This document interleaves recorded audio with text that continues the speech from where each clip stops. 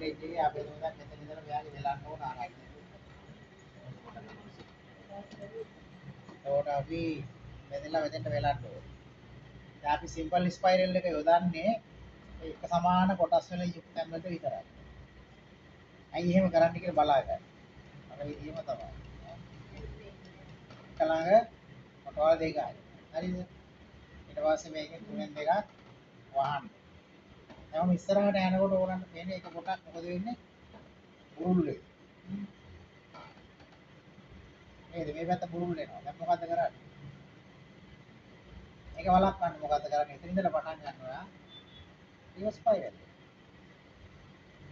ඔයාලට මෙතන වෙලන්න ඕන නම් මෙතන අර එක සමාන කොටස යන්න පුළුවන් සිම්පල් ස්පයිරල්.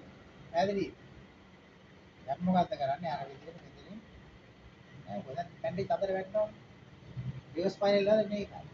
මම මෙතෙන්ටම සිම්පල් දාලා කියත් වැඩක් නෑ වෙන්නේ. එන්නා. රිවර්ස් යොදන්නේ ඒකයි. ක්‍රමයෙන් මහත් වෙලා යන තැන් වෙලන්නේ මොකෙන්ද? Reverse spiral. Reverse spiral. අපිට වෙනම දාන්න පුළුවන්. මේක තද වෙනවා නේද? තද වෙන නිසා තමයි රිවර්ස් කරන්නේ. ඒ කැන්ඩි තමයි ලස්සනට තියෙන්නේ. මේව දානවා නම් ගෝස් කැන්ඩි දානවා මෙතන වෙලන්න ඕන අනිවාර්යෙන් මේ වෙන්න යන්න ඕන.